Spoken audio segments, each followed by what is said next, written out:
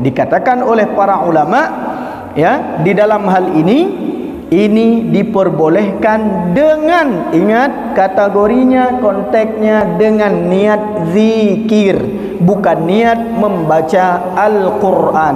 Apalagi memegang mushaf Al-Quran, itu tetap dilarang. Nah, tidak boleh juga memegang Quran. Jadi ada, misalnya kita pergi ke majelis ta'lim, kan ibu-ibu ada yang berhalangan ini, pergi ke majelis ta'limnya, ya kan, sedang dalam keadaan berhalangan, tiba-tiba kita ada pengajian Al-Quran, pengajian tajwid. Nah, jadi bagaimana hukum kita memegang Al-Quran? Tidak boleh. Kak, tolong pegang Al-Quran saya, bawa ke sana, kita mau ngaji. Suruh orang lain pegang. Nah, ketika kita belajar tajwid, niat itu bagian daripada zikir.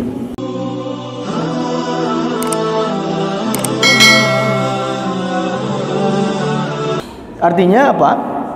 Ibu-ibu ini sering bertanya, Ustaz, saya di dalam keadaan haid, saya di dalam keadaan nifas, bagaimana kalau saya membaca bagian daripada Al-Quran? Sebelum tidur, saya baca doa, saya baca ayat kursi, saya baca Qul huwallahu ahad, saya baca Qul a'udzu birabbil falaq dan surat An-Nas. Bagaimana ini Ustaz? Apakah boleh? Nah, ini kategori. Coba lihat apa yang dijelaskan oleh para ulama tentang masalah membaca Al-Quran, bukan niat Al-Quran, tetapi niatnya adalah zikir. Kalau niat membaca Al-Quran, walaupun satu, wa minhum man yaqulu rabbana atina fid dunya hasanah wa fil akhirati hasanatan wa qina adzabannar, dalam Quran surat Ali Imran. Nah, ketika kita membaca tersebut, kita niatkan itu Al-Quran, maka ini tidak boleh. Tetapi ketika kita berdoa, Rabbana atina fid dunya hasanah wa fil akhirati hasanatan wa qina adzabannar. Kamu baca apa tadi? Saya baca doa. Kamu baca apa setelah tadi duduk-duduk mau tidur? Saya, Bang, Mas, saya baca ayat kursi tadi agar kita terhindar daripada godaan syaitan. Saya baca zikir ini supaya terhindar, maka itu zikir. Baca Qul huwallahu ahad, zikir. Kalau baca Al-Baqarah niat zikir, nggak mungkin, karena zikir bukan di Al-Baqarah. Karena zikir itu ada ayat-ayat khusus. Nah, ada ayat-ayat khusus. Rabbana zalamna anfusana wa illam taghfir lana wa tarhamna lanakunanna minal khasirin. Ayat Al-Quran tetapi menjadi doa. Rabbana auzi'na an nashkura ni'matakal, doa, walaupun itu ayat Al-Quran, tetapi niatnya doa dan zikir. Maka ini boleh dikatakan oleh para ulama, ya, di dalam hal ini diperbolehkan dengan, ingat kategorinya, konteksnya, dengan niat zikir, bukan niat membaca Al-Quran. Apalagi memegang mushaf Al-Quran, itu tetap dilarang. Nah, tidak boleh juga memegang Quran. Jadi ada, misalnya kita pergi ke majelis ta'lim, kan ibu-ibu ada yang berhalangan ini, pergi ke majelis ta'limnya, ya kan, sedang dalam keadaan berhalangan, tiba-tiba kita ada pengajian Al-Quran, pengajian tajwid. Nah, jadi bagaimana hukum kita memegang Al-Quran? Tidak boleh. Kak, tolong pegang Al-Quran saya, bawa ke sana, kita mau ngaji. Suruh orang lain pegang.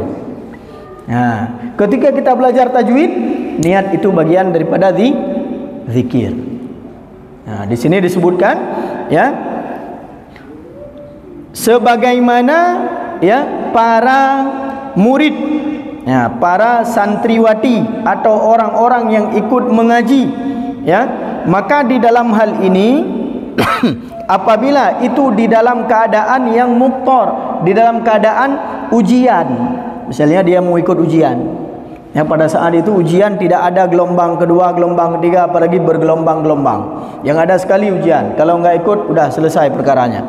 Maka pada saat itu, ya, ada kaidah di dalam kaidah disebutkan, idza dhaqal amru tasa'a, apabila suatu perkara itu sempit maka dia menjadi luas. Susah untuk kita, yang menerapkan hukum dilarang baca Al-Quran pada saat itu, maka di situ menjadi luas. Maka diperbolehkan dengan niat dia ikut belajar, dia ikut ujian dengan niat dia zikir, bukan membaca Al-Quran. Yang tidak boleh, dia membawa mushaf itu sendiri. Perintahkan kepada kawan-kawan, saya buka Al-Quran, suruh orang buka Al-Quran. Tolong buka halaman ini, surat Al-Baqarah ayat 32. Buka sama kawan kita.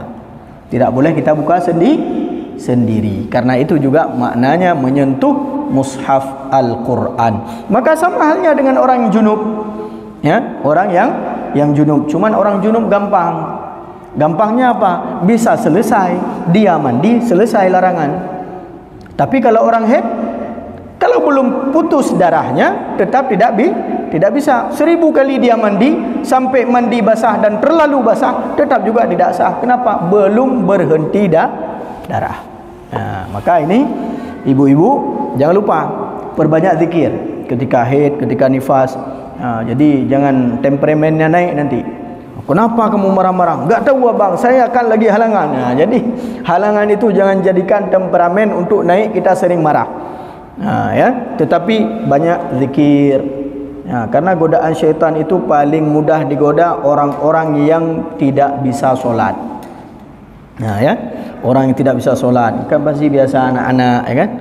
Anak-anak ketika kecil masih dalam keadaan nifas gitu, baru melahirkan anak, seorang perempuan melahirkan anak. Itu kenapa anaknya sering nangis?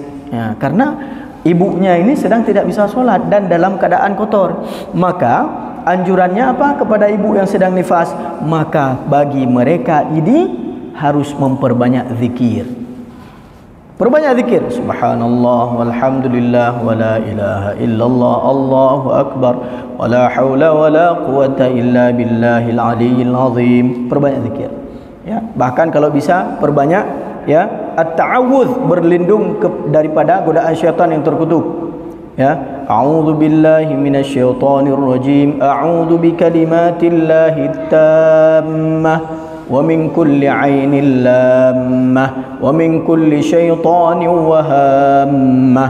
Baca zikir-zikir tersebut agar anak kita terhindar daripada godaan syaitan. Ya, terhindar dari ya jin-jin yang ingin mengganggu anak kecil. Kenapa mudah diganggu? Karena ibunya sedang di dalam keadaan kotor. Maka perbanyak zikir. Nah, ini dibolehkan. Nah, ini satu perkara.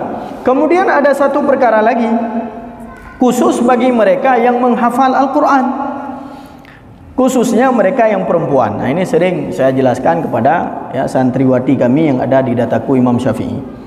Ya, jadi saya ragu pertama bagaimana konteksnya ini, karena mereka harus murajaah.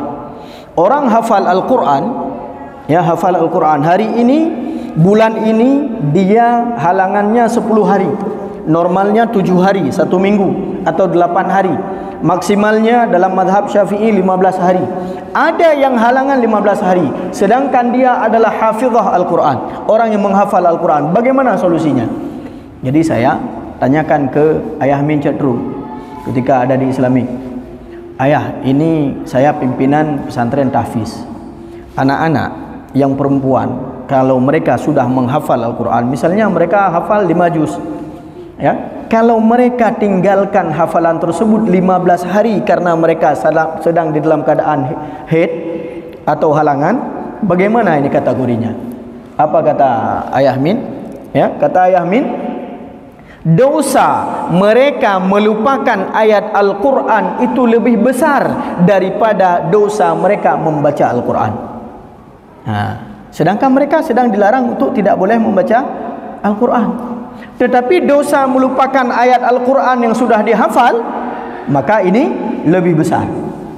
Maka apa kata beliau? Silahkan mereka boleh murajaah hafalan yang sudah ada, tidak boleh menambah hafalan baru. Jadi caranya bagaimana? Yang dia hafal 5 juz, maka dia enggak boleh tambah 5 juz seperempat, 5 juz setengah, 5 juz atau mau 6 juz, enggak boleh. Tetap yang boleh dia murajaah dengan niat zikir itu adalah hafalan yang sudah ada di kepalanya. Ini kategorinya. Ya, kategorinya bagaimana? Dia murajaah hafalan yang sudah ada. Boleh melihat Al-Quran kalau dia lupa, boleh, tetapi tidak boleh menyentuh. Nah, ini kategorinya. Jadi harus kita paham sama-sama. Nanti anak kita mudah-mudahan jadi hafiz dan hafizah Al-Quran, ya, yang menjadi kenapa Al-Quran ini harus dihafal, walaupun ada kaitan dengan selesainya dengan adanya pembelajaran fardu ain, fiqih, tauhid, tasawuf, itu sudah fardu ain, ya, sudah wajib. Kalau ada pesantren tahfidz tidak mengajarkan fardu ain, maka ini salah, ya, karena fardu ain itu adalah syarat utama kita sah di dalam beribadah dan berakidah. Untuk apa hafal Al-Quran tapi solatnya tidak sah? Dia jadi imam, ada makmum 5.000 orang, semua tidak sah gara-gara imamnya enggak paham fiqih. Nah, maka penting fikih, tauhid, tasawuf. Maka Al-Quran juga penting untuk dijaga, ya. Al-Quran, kenapa ditulis Al-Quran? Dulu Al-Quran hanya di dalam kepala para sahabat, para hufazil Quran, orang-orang sahabat yang menghafal Al-Quran. Zaid bin Thabit, ya, Abdullah ibni Mas'ud, Abdullah bin Abbas, Abdullah ibni Umar, itu mereka hafal Al-Quran, tidak tertulis. Tetapi begitu banyak ketika itu sudah ada sahabat-sahabat yang syahid di dalam perang Uhud dan mereka hafal Al-Quran, ditakutkan Al-Quran ini akan hilang sebagaimana syahidnya orang-orang yang penghafal Al-Quran. Kemudian ditulislah Al-Quran, ya, ditulislah Al-Quran. Pada masa Abu Bakar sudah mulai, kemudian pada masa Sayyidina Umar difokuskan, tetapi tidak selesai karena banyaknya pembebasan penaklukan, baik itu penaklukan Romawi dan Persia. Kemudian pada masa Sayyidina Utsman, maka fokus Sayyidina Utsman adalah mengumpulkan seluruh Al-Quran yang tersebar, mushaf, lembaran-lembaran itu dikumpulkan menjadi satu sehingga disebut mushaf Utsmani. Sehingga selain mushaf Utsmani itu dikumpulkan, dan supaya tidak terjadi hal ikhtilaf tentang Al-Quran dan bacaannya, maka sisanya itu dihilangkan supaya tidak jadi fitnah. Nah, kan kita banyak yang nulis nih, si A nulis, si B nulis, si C nulis, nanti ada perbedaan, maka dicari satu yang mutawatir, ya, mutawatir yang derajatnya itu kuat, disaksikan oleh para sahabat, kemudian ditulislah Al-Quran sehingga adanya Al-Quran pada hari ini yang di tangan kita masing-masing. Itulah disebut mushaf Utsmani karena diselesaikan pada waktu masa Khalifah Sayyidina Utsman ibni Affan radhiyallahu anhu.